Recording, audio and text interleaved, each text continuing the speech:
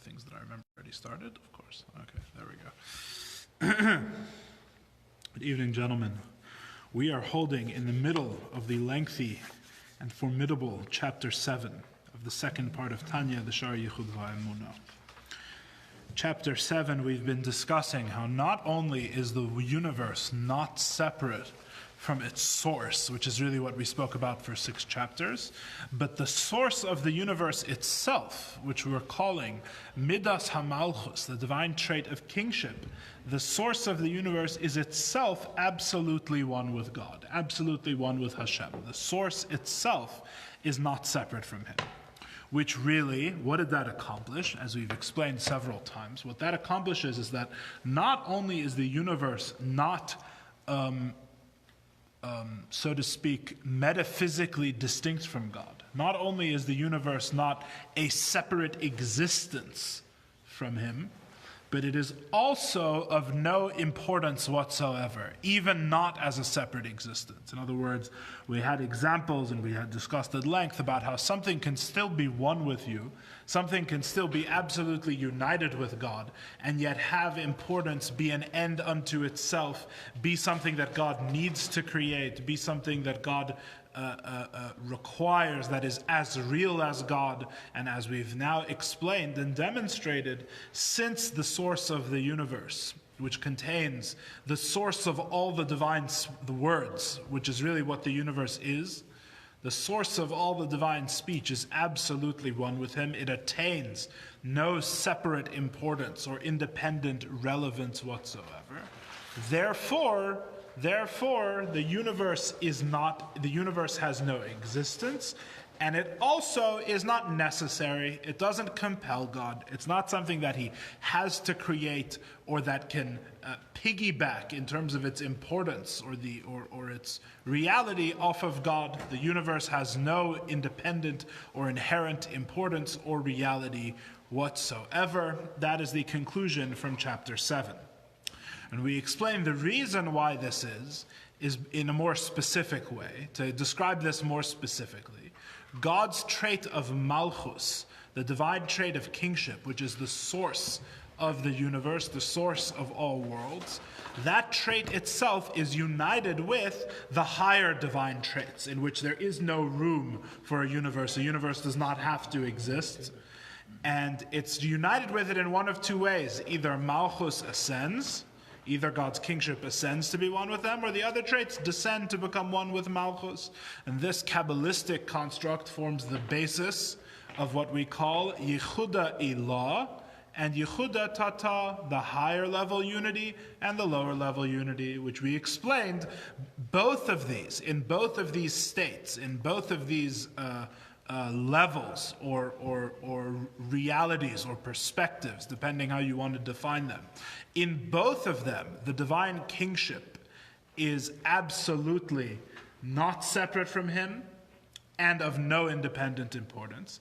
The difference is what you feel at that level of unity. There's a higher level unity in which it is perceived that the universe is of absolutely no importance, in which time and space reflect what is higher than time and space and have no say in what is felt. They're totally transparent to godliness, like was felt in the Holy of Holies in the temple, where the space of the ark purely reflected that which is above time and space.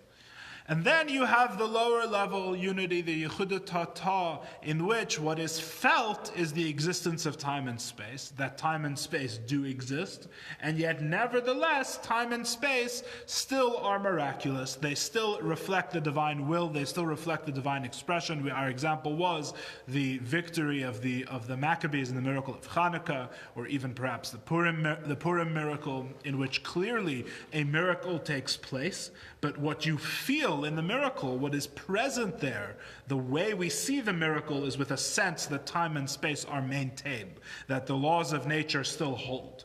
Even though they clearly don't hold in terms of outcomes, in terms of expressing the divine will, in which God wants the Jews to survive or the Jewish army to be victorious, and they are.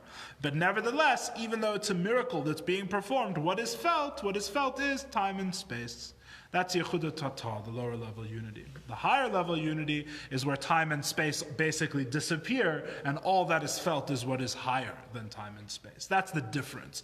But either way you have it, we said the source of the universe is absolutely one with God, and the universe is of no inherent importance or reality whatsoever. We then went on saying, if this is the case, the past few weeks have been saying, if so, what does this mean? What is this statement that even the source of the universe is of no importance, right? Kula kamei koloi chashiv. Everything is before God as nothing. What does that mean? So we've said two things that it means. First of all, it explains the verse, Ani havaya lo shanisi, which means I, God, have not changed. That the creation of the universe changes nothing for God. Right? Now, until chapter 7, before we explained that the source of the worlds is also irrelevant to Hashem, we could have argued that even if the universe is nothing other than its source, which is what we argued for the first 6 chapters, right? All the table is the divine speech constantly speaking it into existence, as is everything else in the universe, and that's literally all it is. Nevertheless, we could have said that by actually creating it, he fulfills some kind of potential, or expresses his kingship in an active way, in a way that he wouldn't be able to before, right? As we explained, that you can't have a king without a nation. You can't express your rulership except over something which is separate than you. But now that in chapter 7 we've shown that even his desire for rulership is not separate from him at all, even the place that time and space has in the higher world, in the godly conception, even the importance of something separate from him is itself of no importance and absolutely nothing. Therefore, when he creates the universe, not only is the universe non-existent separate from him, but it's also literally nothing has changed from his perspective. Nothing has been accomplished. There is nothing to accomplish because the universe and its source are the universe is of absolutely no importance. If it's of no importance, then how can it accomplish anything? The universe has not added anything to God. There was God as he was before the universe was created, God as he is after the universe is created, and nothing additional has been added. That's Ani Hashem lo shanisi. I, God, have not changed. Because what is the universe? Nothing other than that God who preceded the universe. Why? Because you said he wanted to be king and ruler. No, that's again, that was our assumption coming into this chapter. We may have thought that since he wanted to be king, since he wanted to express something or do something with something other toward a reality outside of himself. Therefore, the reality outside of himself is what we call in Chassidus tefes makom. The reality other than God is relevant. It takes up space. It's something. It's of importance. What we've explained with Yechud Eilah and Yechud Tata is that in fact this is not the case. In fact, his desire to have something other than him, and everything that branches off of that desire, off of that divine faculty, which makes room for a separate reality from God, basically that aspect of God in which he creates, in which he separates himself from things and allows something other than him to exist, that aspect of godliness is itself the very same. It is united with those aspects of godliness which do not allow for another reality to exist. In other words, the appearance that God, the idea that God truly allows for something other than him to exist is really illusory. Malchus, it's an illusion. Malchus, that aspect of God, that aspect of godliness through which he creates a separate reality from him, is really just a means to further express his own reality. Right? As we explained before, Malchus just expresses Chesed, or Malchus or Chesed is just expressed through Malchus. Either Yechud Eilah or Yechud Tata. Either way, what is time and space? What is the separate reality from him? It's really not separate from him at all. It really is just a further divine reality, no different than the divine reality which precedes the worlds. This reality, the reality that now there is a universe, is no different. It adds nothing to the reality of God that preceded the universe. Yes, questions? So the thing is, I mean, I understand the word illusion, but I really want to get deeper a little bit into that. Because when you're saying that, I mean, אני אבל לא שניתי ולא אשנה. That's in terms of God's eyes, and forgive me with that word, I mean, to it in that way. When he looks at things, and nothing changed. I created the space inside of me. I made everything. I created the vessels. I put the lights, and all of a sudden, boom! We have people. We have earth. We have everything. Now the question is, I mean, sometimes, and of course, we cannot compare ourselves to anything else. But I mean, if you look at yourself, I didn't change. But somebody else will look at what do you mean you didn't change? Of course, look at yourself. You're very much different. So of course, when God says that, I mean, He's the only one.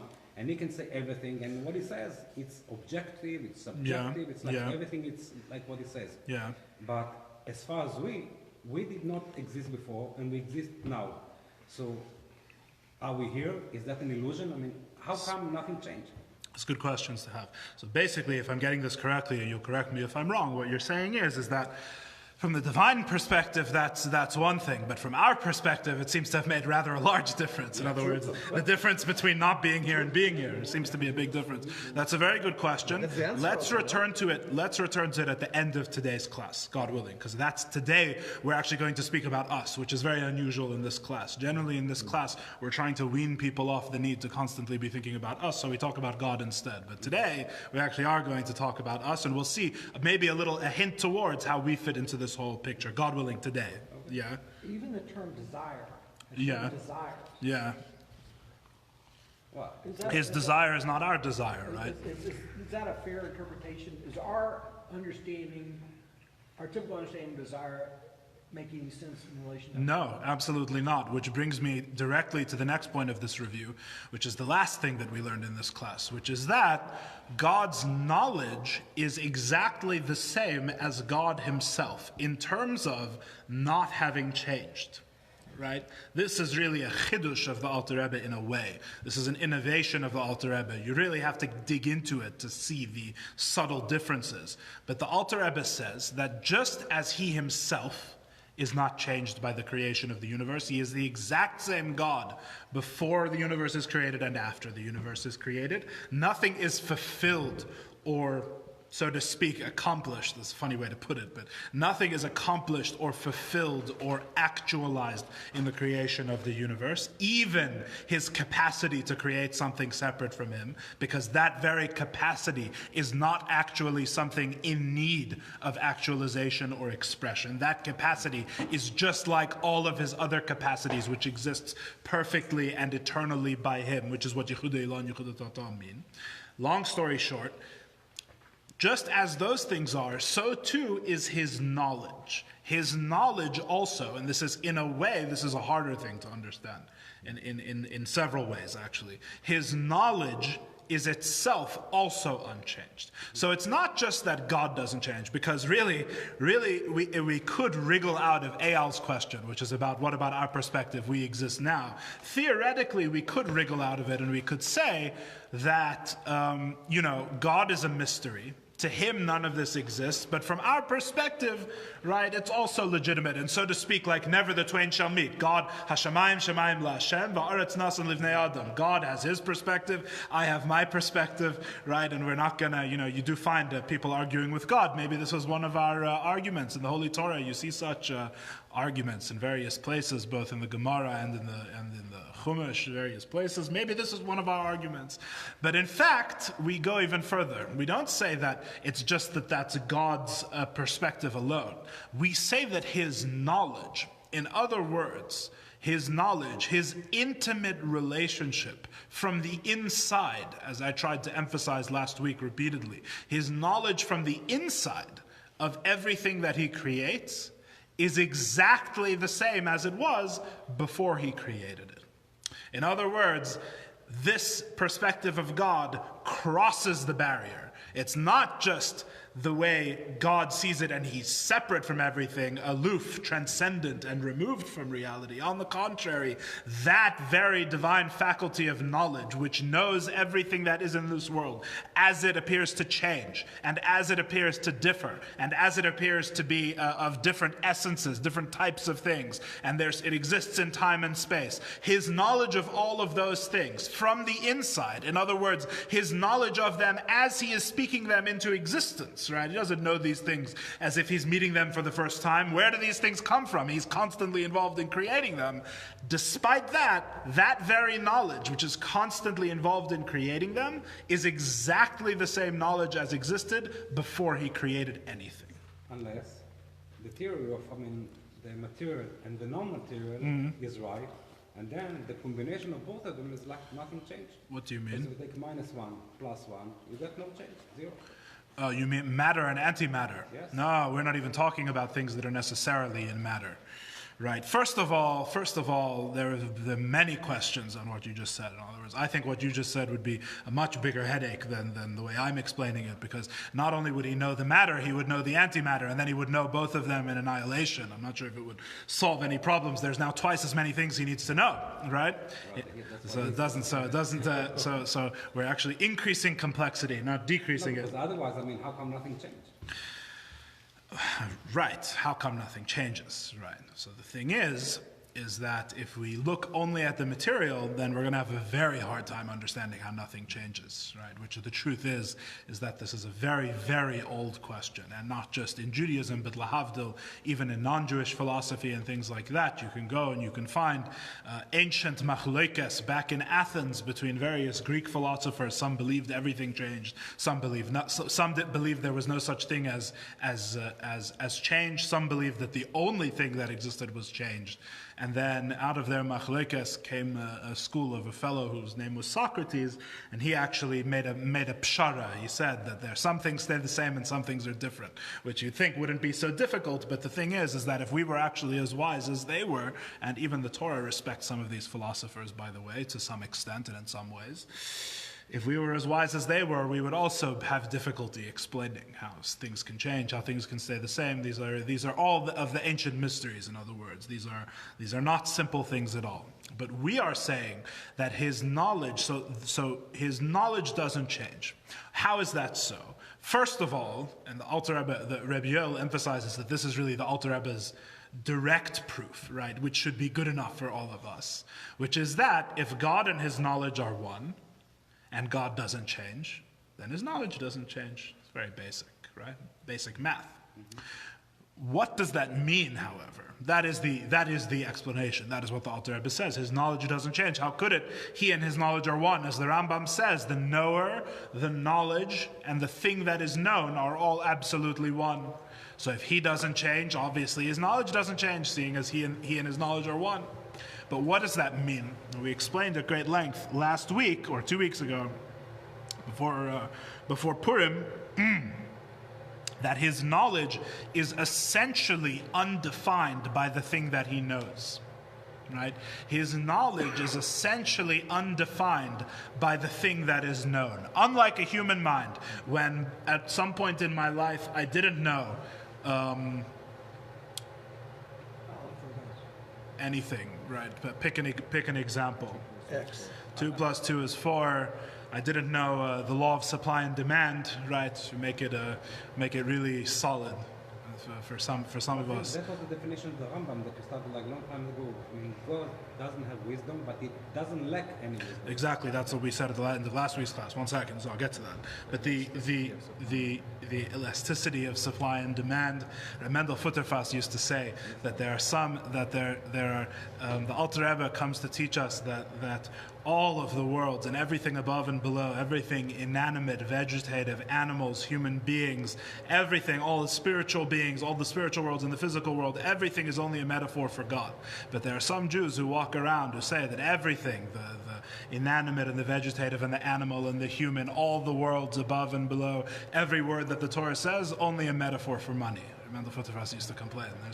There are some Jews, that's how they understand so everything's a metaphor, yeah? So you're really saying, in a sense, that God is beyond growth. God is beyond growth. Indeed. Indeed. God is perfect. His knowledge cannot grow. His knowledge is perfect as it is. Exactly. Exactly. Which actually, that's what distinguishes us. Which is that we are imperfect and can grow more perfect. Exactly. So some of us are imperfect. Some of us are imperfect and can grow more perfect. And he is taller than anyone who So as we explained, what was the metaphor we used last week? We used the metaphor from the person who throws the football. Right, was our metaphor last week. We explained that the reason why when you throw a football 100 yards on Monday, and on Tuesday we should use a baseball, right? It's opening day. The reason why you can throw a baseball 100 yards on Monday, and then when you can throw it 101 yards on Tuesday, we say that your ability to throw has improved, is because, this is a very short version of what we discussed last week, is because the power in your arm to throw is something which is essentially quantifiable, right, and understandable according to quantified or multiplicitous means. It can be expressed in numbers. And really, the only things that can be expressed in numbers are finite, limited, defined entities. Nothing else can be expressed in numbers properly. So therefore, when I can now throw 101 yards, and that shows my arm has grown better, that's because the power in my arm has grown, which is a limited power. However, when we say that I can throw the baseball in three dimensions, 6 general directions, right, in 3 dimensions, and if tomorrow God were to create a new dimension, I would be able to throw in that dimension as well, would that mean that the power in my arm has grown? And we explained that it wouldn't, because the power inherently in the ability to throw is the ability to throw in every direction. If you provide me a new direction to throw it, I can throw it in that direction too. That's because I essentially can throw. It's not that I can throw a certain distance which is quantifiable. Essential to my ability to throw is my ability to throw in every direction. So too, human knowledge is like the limited and quantifiable knowledge, is the limited and quantifiable thrower of the baseball. Today I know 100 things, tomorrow I know 101. God's knowledge doesn't change because everything to him is like the new dimension. He has all of the knowledge in perfection already, essentially, by being God. So if there is tomorrow, if I create the universe tomorrow, and now there is a universe worth of things to know, the new things are not things which make my mind grow, right? Just as a new dimension to throw does not increase my throwing ability, right? Because his knowledge is not a knowledge which learns of the things he creates in the act of creating them, when he creates them. He knows everything inherently by knowing himself. The fact that there is now a thing that he has created to know is like there being a new dimension in which to throw the baseball. His knowledge is simply naturally expands to fill those new things which are known without growing. If you understand what I mean. Not that it grows. Expands was the wrong word, wrong implication. His knowledge already covers all the new things that there are to know. His knowledge was already perfect, right? Which, as Eyal reminds us, is why we say that he doesn't know. Just like every descriptor we apply to God, including the descriptor that he exists, by the way, according to the Rambam. So if anyone asks you whether God exists, you can happily say no, because no descriptors apply to God. God does not exist. If you say that God exists and you wish to be consistent, you must explain the way in which he exists that is the same as everything else exists. And since he does not exist the same as everything else exists, he doesn't exist. All God does, according to the Rambam, is God gods. That's the only applicable descriptor to him. So when we say he knows, or he is the knower, the knowledge, and the known, what we're really saying is that he totally lacks ignorance. He possesses all the qualities of knowledge without any of the lacks of knowledge, without any of our ignorance or limitations on our knowledge, but we're really saying that we don't understand what it means for him to know.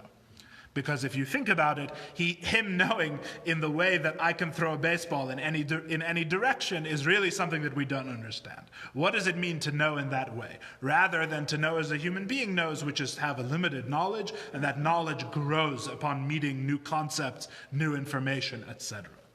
To have this form of essentially perfect knowledge, to know everything the same way that you are able to throw a baseball in every possible dimension, right, is really a form of knowledge that we cannot properly understand, which is why the Rambam says he is the knower, the knowledge of the known, and there is no way for even a mouth to express this or the mind to understand it. This is truly something which is beyond the reach of human understanding. That's what we learned until last week. Okay? Now. I understand. I'll be respect. It's different existence and revelation. Pardon me? Just from our perspective, it's the difference between Hashem's existence and what Hashem chooses to reveal to us.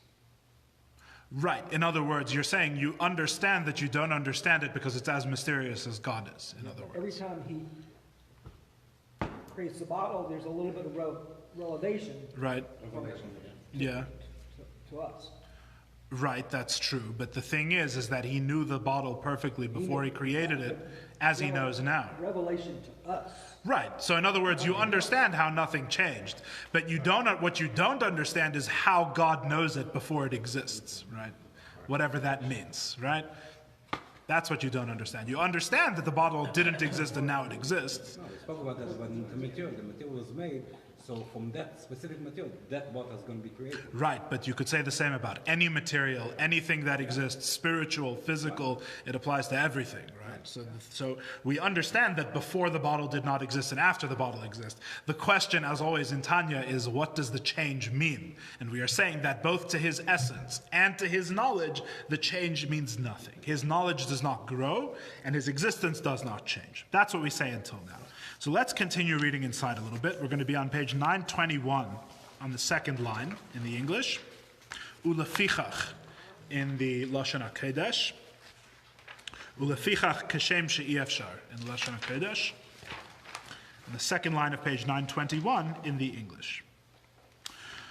Ulefichach, says the Alter Rebbe, therefore, kashem she'efshar l'shum nivra be'elam lahasig muhus habere ve'atzmusay, just as it is impossible for any creation in the world to understand the essence of the Creator and his very being, which by the way, just as a parenthetical statement, God is the only being whose essence and existence are identical, but that's a separate discussion for a different time. In other words, he is the only being that the fact that he is and what he is are the same. That's a parenthetical note for those who may appreciate such things. But just as it is impossible for us to know his existence or his essence, so too it is impossible for us to understand the essence of his knowledge. It's not just him we can't understand. We really can't understand the way he even knows the universe, or the way he knows any creation or anything that he knows. We cannot understand this. Rak lahamin, says the Alter Rebbe, we can only have faith, we can only believe, which we spent many, many months explaining in our previous discourse, that this is the soul function. It is what the soul knows beyond intellect. We can only believe with our soul, with faith that is above intellect and understanding, which are seichel and hasaga are in Chassidus traditionally chachma and bina, right? We can only believe with a belief that is above our wisdom and understanding. Sha'akadosh Baruch Hu yachid umeyuchad, that God is one and unique. V'hu v'daitei hakol echad mamish, and he and his knowledge are absolutely one. In other words, if we cannot understand what his knowledge even is, certainly we cannot understand how his knowledge and him are one, right? Clearly. So the Alter Rebbe is saying, if we do wish to somehow grasp or approach or know, we'll discuss this more in a moment, what it means that God is absolutely one, his knowledge is totally one with him, and that neither of them have changed at all, to grasp this or approach this, it cannot be with the tools of the intellect, of the tools of the rational mind. It can only be with emunah, with that part of our soul that knows things that are beyond understanding, that grasps things which are beyond understanding. We can only approach this with emunah, with faith. So this very fact that ubiyadias atzmoi makir v'yedea kol hanimtzayim, that with the knowledge of himself he recognizes and knows everything that exists, in the upper worlds and the lower worlds, ad shilshul katan shebiyam, to a small worm in the sea, va'ad yitush katan sheyeh b'tabur haaretz, and even a minute gnat or mosquito that is found in the center of the earth. Ein davar nelam mimenu, nothing is hidden from him, even the smallest creatures. The shilshul shebiyam traditionally is considered the smallest or one of the smallest creatures that there is, and the yitush, very famously, the gnat, is considered in the Gemara and other places to be the most insignificant of creatures. So you have the smallest in size, and you have the most insignificant. All of that he knows from the inside, I must emphasize again, but in the act of creating them, he knows them exactly as he knows himself. This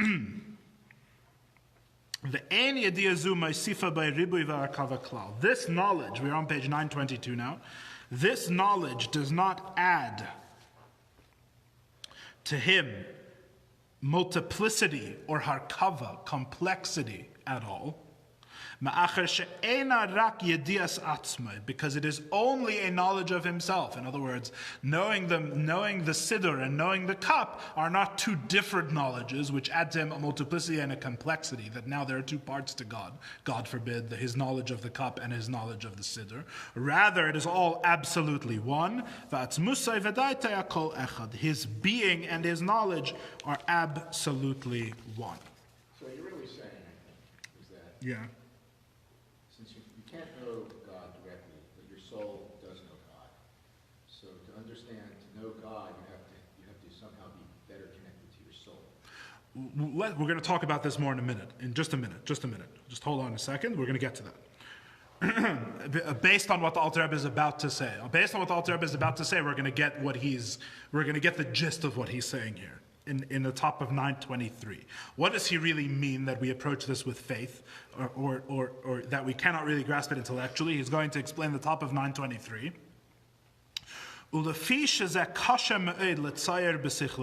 Since this is extremely difficult to, he says, envisage, which is a very good translation, or to picture in our minds, the unity of God and his knowledge, and how his knowledge and him are absolutely one, and neither of them change, this whole concept, right? Al Kain Amar Hanavi. Therefore, the prophet says, Ki gavo shamayim aretz, Kain gavo darchi midarcheichem umachshaveisai mimachshaveisechem. As it says in Isaiah chapter 55, verse 9, that as the heavens are higher than the earth, so are my ways higher than your ways, and my thoughts higher than your thoughts. Right? This is a verse referring to the concept we are discussing here. Uksiv, and it's also written, another verse, second line of 923. Hachekar eleka timtza, very famous verse from Eov, I believe. Yeah. That can the one who investigates God find him? Can you find God through investigation, through intellectual investigation? Uksiv, and a further verse says, Ha'ene basar lach im k're'es enesh tire. Have you eyes of flesh, and do you see as man sees? Referring to God. Right? In other words, all three of these verses, one from Yeshayahu, from Isaiah, and two from Eov, two from Job, all of these verses are about how God's knowledge is different than our knowledge. Can we really reach him through intellectual investigation? Right? As the heavens are higher than the earth, his ways are higher than our ways, and his thoughts are higher than our thoughts. And also, does he have eyes of flesh that he sees in the way we see, right? These three verses all have the same theme, which is the theme we are discussing here. So the question is why does the Alter Rebbe all of a sudden bring psukim here? Is really the question that the commentaries on the Tanya ask. Because it's very interesting.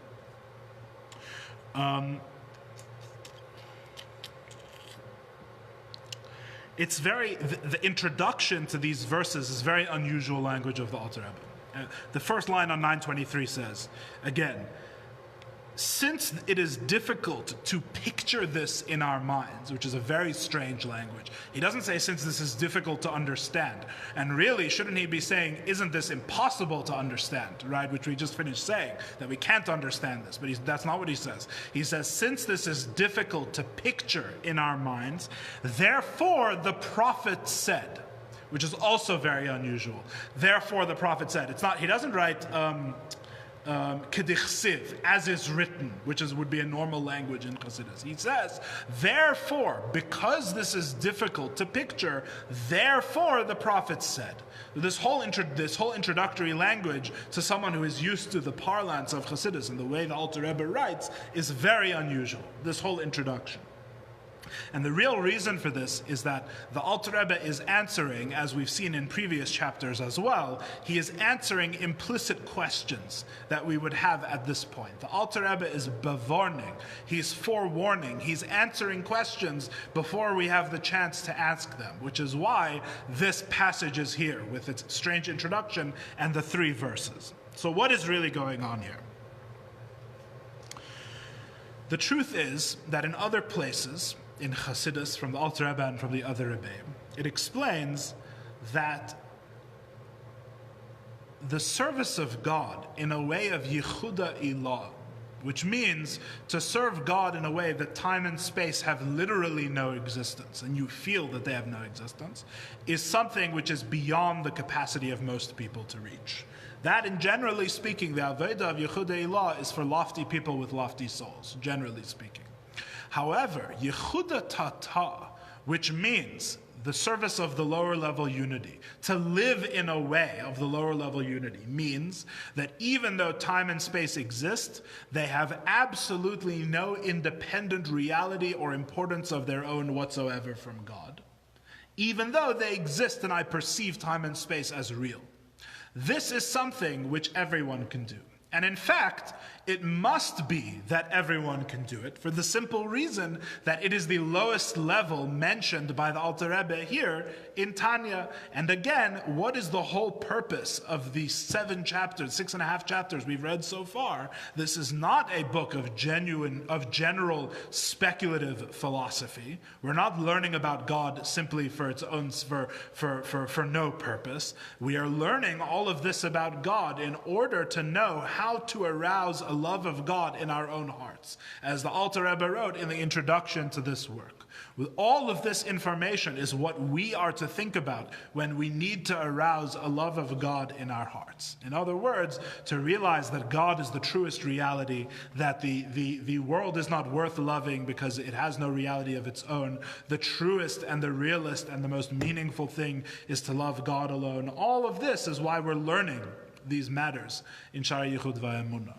However, therefore, the lowest level, which is mentioned here, which is the level of Yehuda Tata, the lower level unity of God, in which a person lives in such a way that time and space and the boundaries of the universe are recognized to be not separate from God and of no importance, that is something, therefore, which everybody can accomplish. That's why the Alter Rebbe is teaching us about it.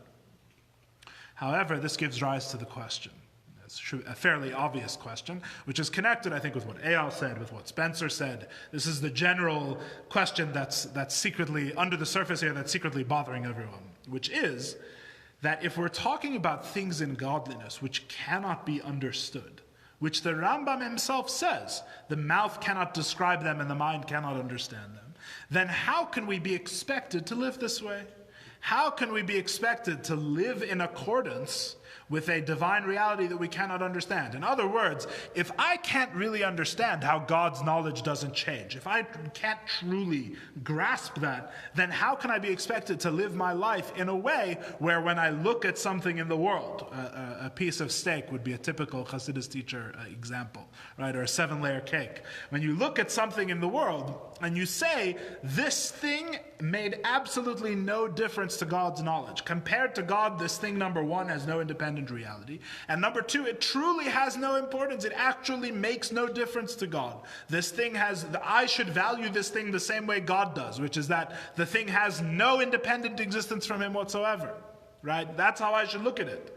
No independent existence and no importance. It doesn't need to be here.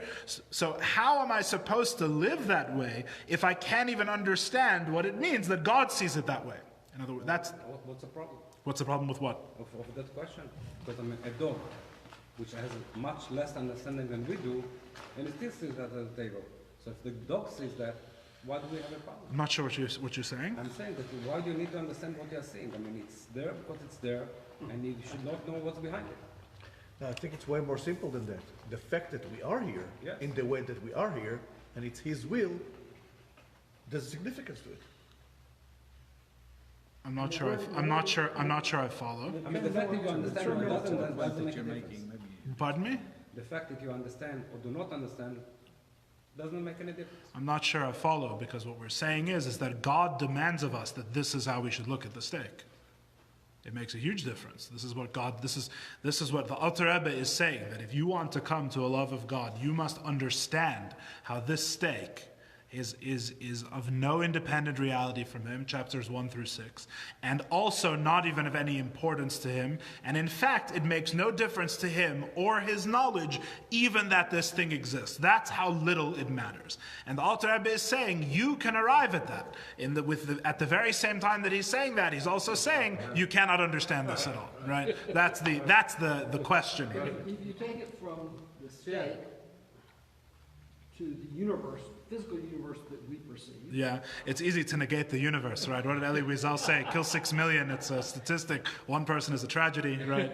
Or I think Mel Brooks said similarly that never mind, doesn't matter. Go on, sorry. No, please. No, what did I say? Yeah. But if the steak is analogous to the universe, Yeah, then it's a good universe with a loving God. Yeah, go on. and to say, rightfully so, I guess, I have a hard time understanding the concept that it is of no importance Yeah, to Hashem. why? Why would he bother revealing it to us? So we're not answering that question yet. The question of so new, why is it here at all, right? The whole point is that you're supposed to read, the whole goal is you're supposed to read and understand these chapters of Tanya so well that should be the most pressing question. And then there's an answer for that question also. Why actually is it here? So there's an explanation, there's a whole thing, there is a reason it's here. But the point is that's not what we're doing now. We're talking on the other half of the equation. We're not explaining why actually it is here. We're explaining how it's not really here at all. My question is, Yeah. use the term that it is of no importance to Hashem. Yeah, absolutely. He doesn't. It may not be the right word. Yeah, I mean, there's no, right, it doesn't differ, importance in it. How can it be important? It doesn't exist. And it's of no chashivus. It takes up no space, right? Everything is exactly the same with this thing and without this thing. Is that not what the Alter Rebbe is saying? Is that not what the Alter Rebbe is It saying? has no importance. Why did he do that? No. Good question. Not the question we're dealing with right now. Fair enough. I don't know if ultimately there's an answer to the question of why he creates the steak. We say because he desired a dwelling place in the lower world, which is a nice way of saying we don't know. But it's better than saying we don't know, because it gives us a directive and it tells us what our purpose is here. But the point is that, right, you know why the steak is here. You know the answer to this question. Why is the steak here? Everyone, according to Chassidus, why is the steak here? Because God wanted it to be. Yeah, but no, obviously. But why is it here, though? To what end? To be elevated, right? We approach the steak. The steak comes from klipas nega. If it's a kosher steak, if it's not a kosher steak, we don't eat it. If it is a kosher steak, it's klipas nega. We eat it. We elevate the sparks of holiness. We reunite all the worlds. We make tikkun. We bring Atzilus down to this world. We make a dwelling place for godliness. Everything becomes a vessel for him. We bring Mashiach. Everything's wonderful. That's why the piece of steak is here, right? The real question is not why the steak is here at all. This we actually know the answer to already. The real question you're asking is why do I have to learn it's not here to be able to do this thing with the steak that I need to do? And the answer is obvious, because all the 248 positive mitzvahs, if you go and learn chapter 4 of the first part of Tanya again, all the 248 positive mitzvahs and are based on love of God and derive from love of God. All the 365 negative mitzvahs are based on and derived from fear of God. And the bottom line is that if you don't appreciate the way God is in the mitzvah, if the eating the steak is a detached human act, which God views from a distance, and he says by his divine decree, which we cannot understand in any way, that this is important to him, like a madman from an asylum. This is important to me. And then you eat the steak in the one way, and you say a bracha, and he's happy and he's cheering you. And if you don't say the bracha, he's booing from the stands and he's stomping his feet, right? This is not the way that you're supposed to do a mitzvah, which is why there is a whole second part of Tanya. The Alter Rebbe says, if you think about this, then what happens is, if you think about this before davening, and you really turn it over, and it becomes real to you, if it becomes as real to you as it is to the Alter Rebbe, then when it comes time to eat the steak, it's not that you have to say, I'm going to do this in the right way merely because God commanded me. It's, I'm going to do this in the right way because I see the steak exactly the way God sees it, which is that its whole existence is absolutely nothing. The only reason it's here is for me to do a mitzvah with it. So how can I do anything other than use it in the mitzvah? There literally is nothing else to do with it. It has no reality. It has no importance. It's certainly of no temptation to me. How can it be of temptation or something that I want to do or that calls to me? That's an animal that doesn't understand anything about the reality of the universe whatsoever, right? It doesn't understand that the steak's not real. The desire to go against Hashem's will is not real. The only thing that's real is God, and therefore everything that I do, I serve him. And therefore when I approach the steak, I can eat the steak and I can love God, and the act of eating the steak is an act that expresses my love of God. That's the way a chassid does a mitzvah. That's the way a chassid does a mitzvah. But you can't do that if you don't understand this and you don't think about it. All you can do is do acts which are totally dissociated from you, which you don't understand their relevance. You don't understand how you can look at this thing the way God does it. It's like a distant relationship. It's doing things for God. God is in a different continent. You remember that he exists once in a while, as opposed to he is present within this thing. He is constantly creating it. It's from him. He's placed it before me. Really, the only reality to the thing is him, right? It's a totally different way of doing your Judaism. So that's the rant, pardon me, to answer that question. Now, before for the end of my rant, for my next trick, we have the question. The question is if I cannot understand this about God, that he and his knowledge are one, then how am I supposed to live my life from that perspective? Right? Basic question. God wants me to understand. See rant. But how am I supposed to if this is something which is not understandable? To this, the Alter Rebbe answers with these lines on the top of page 923. He said, because this is very difficult to picture in our mind, because this is very difficult to picture in our mind, therefore the prophets said as follows. In other words, even though it is true that we cannot understand this, the prophets, nevertheless, the prophets are pretty religious Jews, right? The prophets they seem to have a thing for Judaism in some way. They're practicing observant Jews. The prophets say that we don't understand it. Even those practicing Jews, the prophets, say that we cannot understand God in this way. In other words, what is the first point here?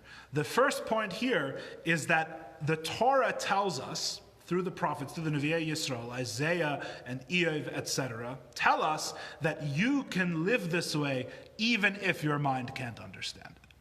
That's the reassurance. The Alter Rebbe is reassuring us. He's saying, what were all these prophets trying to tell us?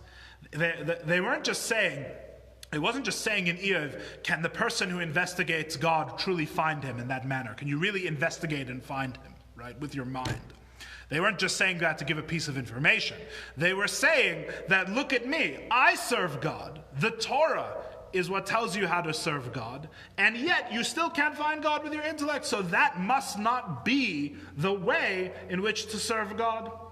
That must not be necessary, is basically what the Alter Rebbe is saying. The Alter Rebbe is saying you can do this even if you don't understand this. And here's 3 proofs from the Torah.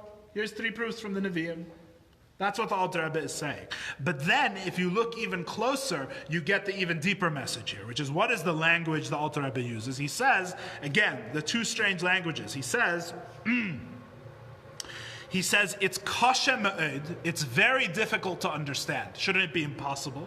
And second of all, he says, letzoyer, to picture, not to understand, which is very strange. He doesn't say to understand, he says to picture this reality is very difficult. What is the explanation of this language, right? Really, to understand this, you have to understand what's a tziyur. What is an image, right? Imagine right now in your mind the Eiffel Tower, right? This is something that everyone can do. Imagine the form of the Eiffel Tower, right? Now, if I were to ask you, we may have some engineers here, but if I were to ask you, let's say you're not an engineer, or not that type of engineer who would design the Eiffel Tower. You're not an engineer or an architect, and I ask you, explain to me how that building can stand against gravity without falling down, right? The answer is, I don't know. So I'm asking you then, is the thing that you picture really real? Is it really a real building? You can't explain to me how it stands. Everyone knows things fall to the ground naturally. How can that building stand so tall, right? The building you're picturing must be in your imagination, right? It must be a fantasy, right? You can't explain to me how the building can stand. And the correct answer to the question is that I can picture the building. I can't explain to you how it can be this way, but there are people who do understand. There's people, I'll go to an engineer, I'll buy a book on engineering, and you can read there, will explain to you very logically how it has all these supports, and they hold each other up against gravity, and the whole history, and the whole math, and the whole thing, and you can read the design of the Eiffel Tower. However, nothing about the design of the Eiffel Tower, none of your ignorance about its engineering prevents you from picturing the Eiffel Tower, right? No one has any issue picturing the building without understanding how the building can be. In other words, what the Alter Rebbe is saying is, he's saying 2 points. Number one, you can picture things that you don't understand. Number two, you can picture things that you don't understand, and you can understand why you don't understand them. Again, number one, I can picture the Eiffel Tower. I can picture something that I don't understand. Very easy, right? The truth is almost everything in our world we could do this with and find the way in which we don't understand it, but that's a separate issue. You can picture something that you don't understand. And number two, you can understand why you don't understand the thing you don't understand. In other words, I am not an engineer. That is why I don't understand the thing that I'm looking for, the thing that I'm looking at, the thing that I'm picturing, even though this thing is quite real. And that is you are picturing something that is real, because you can piggyback or ride on the understanding of someone else. In other words, because I'm not an engineer, the fact that I can't picture the Eiffel Tower has nothing to do with whether the Eiffel Tower really exists and looks like that. Right? The fact that I can't understand that I'm not an engineer, right? If the greatest structural engineer in the world, right, pictures a building and says that building cannot stand, it's a different story, right? His imagination, right? He knows that this is an imaginary building, not a real one. To me, what do I know? It doesn't make any difference, right? In other words, the Eiffel Tower is no less real that Tzvi Kilov doesn't understand how the Eiffel Tower stands. It makes no difference whatsoever, because I fundamentally don't even know that area of knowledge. I have no access to it. Right? So my knowledge is neither here nor there on whether the Eiffel Tower that I'm picturing is a real building which can stand. But I know that there are other people that know. But your base assumption is dependent on something that you previously have seen. No, one second. So too, let me finish the idea and then we'll take questions. So too, the idea, pardon me,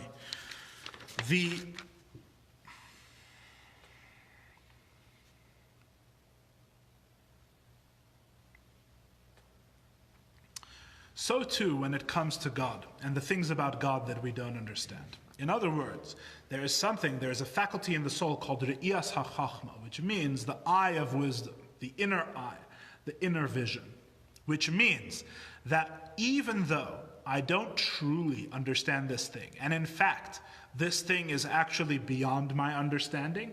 It can nevertheless be as real to me as something that I've seen with my own eyes. As real as something that I've seen with my own eyes. Just as I know, because I visited Paris and I saw the Eiffel Tower, I know that the Eiffel Tower exists and stands and looks exactly like this. So too, the soul can know that God is absolutely one with his wisdom, that he and his wisdom are unchanging, and that they're infinite, and that the universe is not important to them at all. You can know this. But in what way can you know it? In the way of a tzir, in the way of an image, in the way of something you see, which means what? I'm not an engineer. I'm a limited human being with a limited mind. I can't understand God. God is beyond my understanding, just like the Eiffel Tower is beyond my understanding. However, what can I know? I can know that God has explained that this is how he is, right? In other words, I can know with the Yedias HaShlila, with a negative knowledge. Through learning Torah and learning Tanya and really thinking about what it says here and in all the other sages and all things related to these matters, I can slowly rule out all the things I know. In other words, there's an idea. There's a difference between, right, if it's like me and the engineer, but you can make it even stronger, right? You can ask a kid in kindergarten, you can paint a building for them. You can ask a kid in kindergarten, will this building stand? And they'll say, I don't know. And then you can take it to the best structural engineer in the world, and they'll say, I don't know. But there's a difference in the not knowing. Right? The not knowing is not the same ignorance. It's not the same ignorance. There's a difference between, right? Or the way sometimes, another good metaphor is with a doctor, that sometimes the doctor, the top surgeons, are not sure which way the best way to go is. They're not sure what the best thing to do is, sometimes in an emergency even. And they go with their intuition. They go with what they don't know.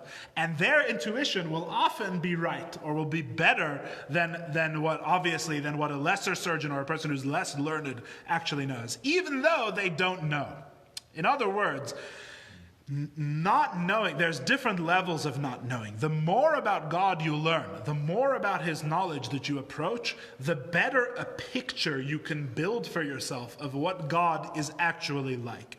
Even though you can never actually fully grasp it, even though fully grasping God is beyond human understanding, you can reach a point where you can say that I know what I don't know. In other words, I know that only God knows the way his knowledge is one with him. And from everything that I know exactly how lofty that is, exactly how far beyond me it is. I know exactly how far that transcends my understanding. The more you learn, the greater your understanding of what you don't know, the known unknowns, as a Donald Rumsfeld Shlita would say. The known unknowns. The more you learn, right, it's just like eventually being able to say, I know the Eiffel Tower exists. I've seen it. You can see this, says the Alter Rebbe. You can see this with your mind's eye, that God and his knowledge are like this. How do you arrive at seeing it, right? You can never explain it. You can never become a structural engineer of God's knowledge so that you'll be able to look at it and explain how it's standing. But what you can do is you can know exactly in what way you're not a structural engineer.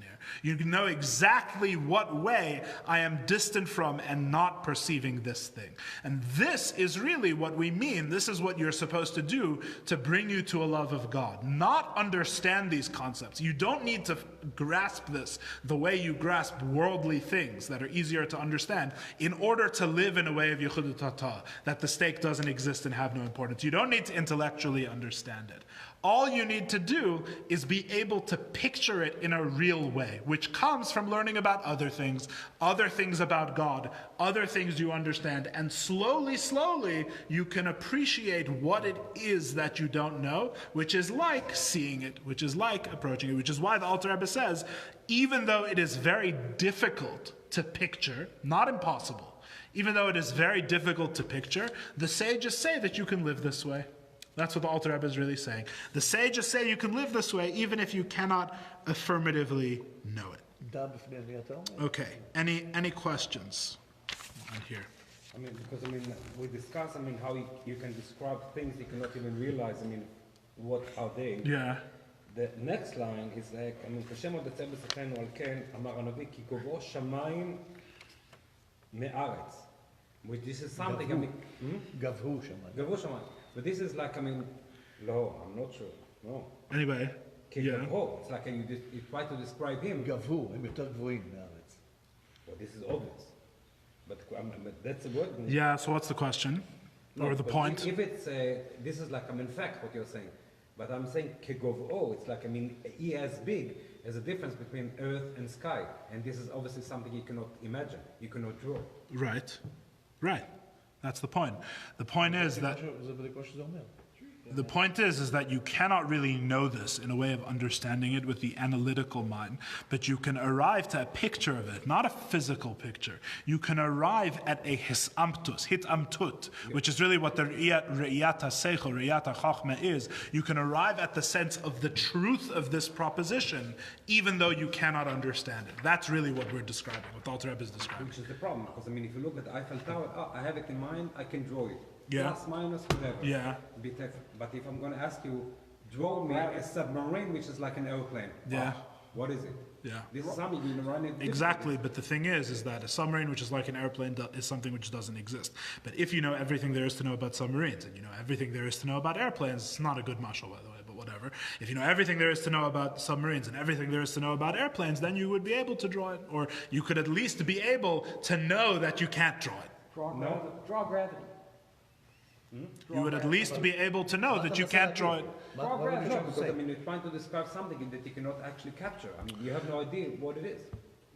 No, that's the point. The point is that you can learn and learn and learn, and you get a sense of what it is, even though you can't say what it is affirmatively. You think you will? I mean, the distance Yes. between us and him is Yes. like infinite. So that's why the Alter Rebbe is trying to reassure you. He's saying the fish is a kasha me'ed l'tzayir b'sichlenu. Al kein amar Navi. That's why the Navi said that you can do this. You can do this, even though God is distant from you. You can live in a way of yichud tata. This can be real to you.